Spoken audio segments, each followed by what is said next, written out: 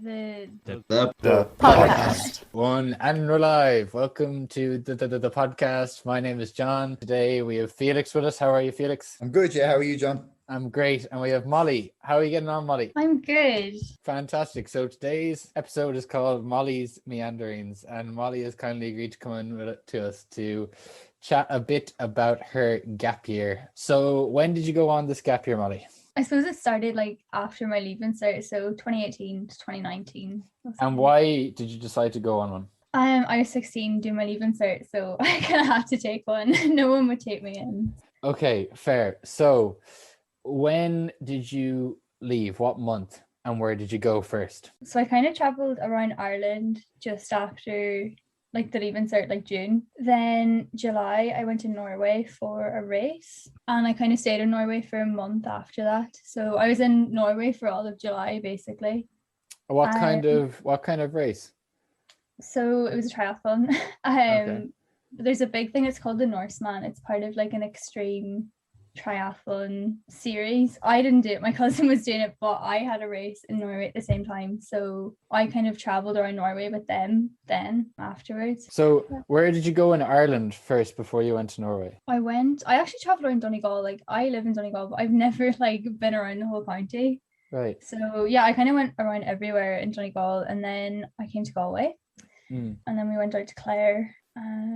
Where else? And then I was kind of in Kilkenny. What was your favourite spot that you went to in Ireland? Or Donegal, whichever. Oh, Donegal. I went to Slieve League. Like, I've never been there before, and I just thought it was so pretty. I hope that's in Donegal. Please tell me that's in Donegal. We'll fact check it anyway. Yeah, exactly. Yeah, I just thought it was really cool. But yeah, there's loads of like little secret beaches and stuff that we found. Like, I couldn't even tell you where they are. Because they're secret. That makes sense. Yeah. That's part of the deal. Like when you go in the beach, there's a you have sign to sign saying disclosure before you go. don't tell anyone. Like Yeah. Savage. Okay, so you go off to Norway because your cousin is in a race. And how long were you there for? I think it was like 3.5 weeks, and then I went to Sweden after that for 2 weeks. And what was it like in Norway? What's the culture like? Okay, first of all, they all speak better English than me. They're all giants. No, like, look, it's so lovely. Like, I love Norway so much. Like, so much. They don't Where in Norway did you go? Oh God, everywhere. Like, I started off I flew into Oslo, and then we went to a place called Geilo. It's kind of near Bergen. But then we ended up, kind of the final place I was Gustatoppen. It's like a mountain. It's actually where that race would finish. So the end of the race is a marathon up a mountain, basically. Yeah, it's so hard going. But how tall is the mountain? Like I roughly? actually don't know. I should have like looked this up before I started talking. No, that's fine. Cool. So you went to Sweden then for 2 weeks, and what kind of differences were there between the Swedish culture and the Norwayish culture? Norwegian. You know what? There's actually not much difference. I think Scandinavia is all kind of. I probably shouldn't say the same, but they're very similar. Fair. Yeah. Well avoided that one. So what did you do in Sweden then? I don't know, just kind of touristy things. Like I went around like looking at stuff. You know, like when you're kind of like with your family, so you're just like going to different sightseeing. Yeah, that's the word I was looking for. Okay, great. So we're done Sweden now. Where are we off to? I came home to get my leaving cert results. Ooh. And then I got on a plane straight away and I went to the south of France, and I was climbing in the south of France until October. And why choose the south of France? So I've actually been going there since I was 4. My dad grew up in the Troubles. He kind of pioneered like Irish climbing, so he's been going there since he was 17. Like they used to like thumb lifts the whole way to France. Like it's crazy. Wow. So yeah, I've been going there my whole life. I went out myself initially, and then the fam joined. But we stayed on a campsite. We always stay on these like loads of campsites. So it's actually funny. Like all of Dad's friends that he actually met out there, they're like from Germany and Austria and like all over the place. And we always come there in the summer. So like it's kind of just meeting like loads of new people and like old friends that would have been climbing with Dad when they were like 16, 17. So yeah, it's always a good vibe. That's amazing. That's so cool. Like thumbing your way to France. That's pretty cool. Oh my God. Yeah, Dad like thumbed the whole way to Russia. Wow. Like, crazy stuff. My dad is like the coolest person you'll ever talk to ever. Like honestly, like you We need should to get him him on here as not well. me. Yeah, we'll have to exactly. get him on. You should actually. It's really cool. We had an idea to have a few dads on, so that's in the You should get pipeline. my That could be dad. good. When He's you actually say been on those climbing, podcasts. when Hey? you say climbing, do you mean like proper Rock like? climbing, yeah. Oh wow. Okay. Yeah, we're like one of those like- extreme families. So like ropes and like hanging in the air and stuff. Yeah. Wow. Falling, Okay. you're I dead. thought you meant like hill Or walking. hiking. No, God, I'm not soft. Okay. No, yeah, Wow. like it's actually so funny. Like I was I'll actually never forget this, like I'm scarred for life, but I was climbing and I thought I had this really good like positive like jug like hold. So a jug is kind of a hold, it's like a cup, it's like putting your hand into a cup and you can really pull yourself up. It was a scorpion's nest. And it like my hand went through it. I will never forget this. Like I actually still have scars all over myself. Oh what? Just like crawling all over my arms.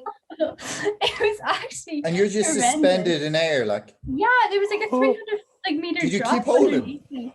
Did you Oh, keep no, holding or I did let you let I go? let go. Yeah. The worst thing is I was like, so there's lead climbing and top roping. Top roping is when the rope is like at the top and you just pull yourself up basically. Mhm. Lead climbing is someone has the rope at the bottom, but as you go up, you have to clip the rope into these hooks.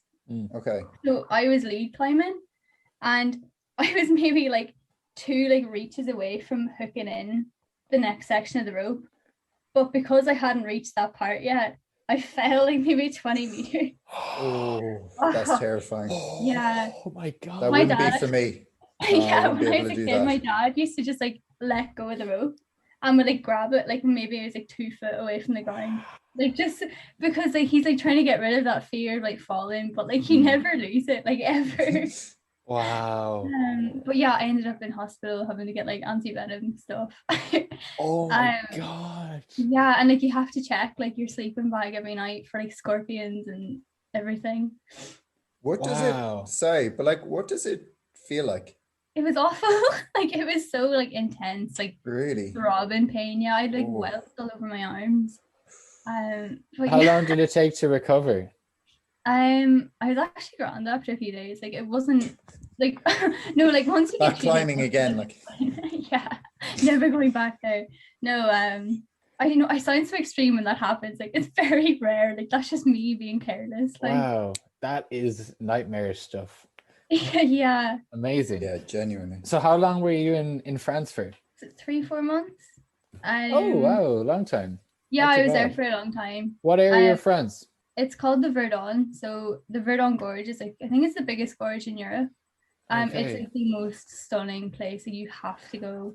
But yeah, it's just such a good vibe. Like everyone is kind of like really laid back. They're like climbers Yeah. and like, it's so good. Class. Yeah, and like everyone like you'd be like, oh, I saw you today. Like you did this like route. Like there's some like routes that are like famous. Like and everyone's like, oh my god, like I saw you get up that today, and you're like, yeah, whatever. Brush shoulder, like. Yeah, like it's really good. And then you like you're sitting talking for ages and like you share stories and they're like, oh my god, like Dunlop is in like Paul Dunlop, like I climbed with him back in the 70s, and I'm like, oh my god, that's my dad. Wow. Wow. Yeah, it's really cool. And were you camping or were you staying in a hostel or what was the story? Camping, it's kind Wow. of like it's safe enough if that makes sense. Yeah. And then you For meet intense, not in like a camper van, like. no intense, yeah. Yeah, I think I that's couldn't drive intense. back then. Yeah. Nice one, John. Hey. Pun counter Wow. 1. So what was I gonna ask there? So you're camping for 3 to 4 months, is it? Mhm. Class. I could shower though, like I wasn't. Yeah, like, yeah. We're not talking primal here. No, like kind of civilized, like. Yeah. So you wrap up in France. You have a small bit of scorpion venom still in your veins. Where are we off to next? I came home and I worked for kind of November.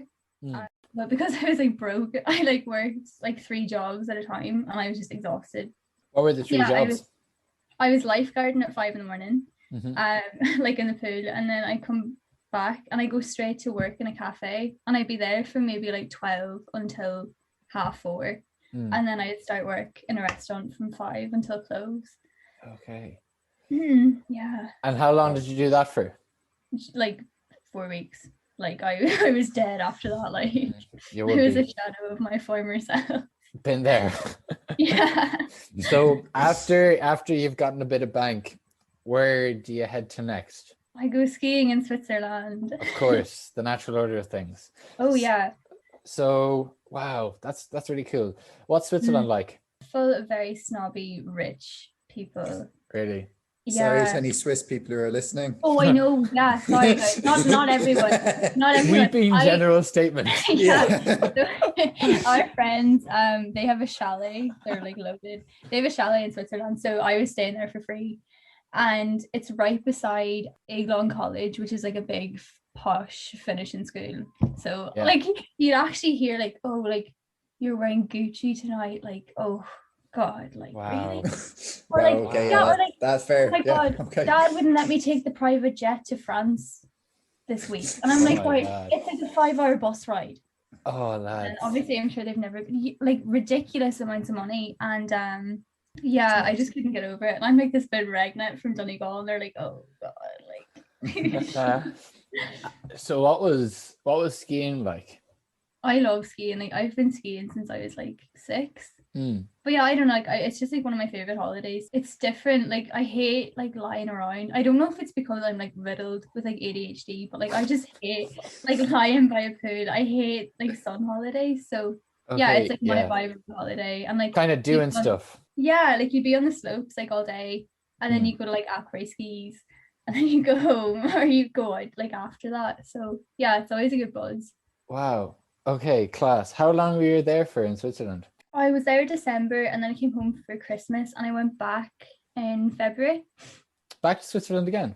Yeah. What made you want to go back? I actually got my like cert as a ski instructor in December, so I went out and worked there then for February. So you'd been skiing since you were 6.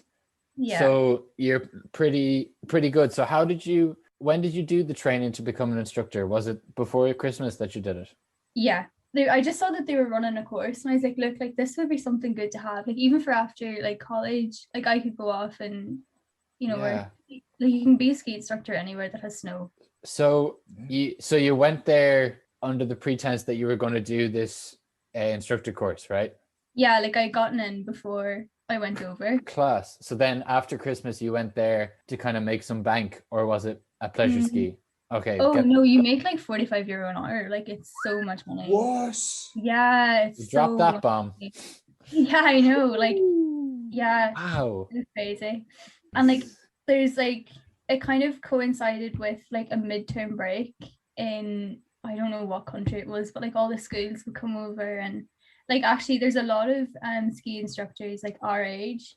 Well, like okay, from like maybe 17 to about 22. And they work that week, and like they have loads of schools and stuff. Right. Yeah, it's really cool. I had little babies. They're so cute. Their helmets are like bobbling on their heads and they're going down. They're just so cute. And is skiing, do you find it dangerous?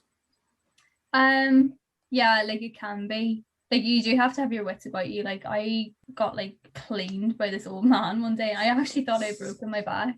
Wow. So what happened was there was a part of a slope. So say now there's a main slope and it's going that way.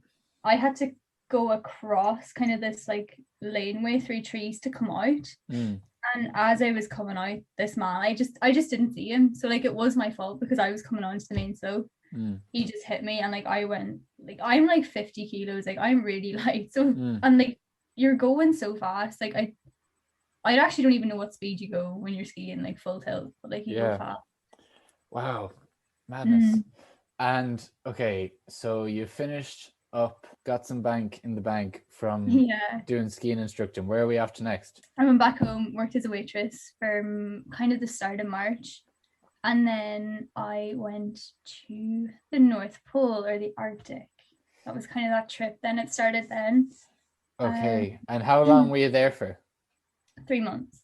So okay. Wow, that's a long time. So before we go into the North Pole experience, which did you prefer, North Pole or south of France? That's hard. Actually, no, I'm gonna say the North Pole. Like that was like a big kind of, I don't know, not turning point, but like I definitely found my feet more as like an Okay. adult. I kind of, it was my first proper trip alone, where like I was actually going out to meet my dad, but it was my first time traveling by myself, booking my flights by myself.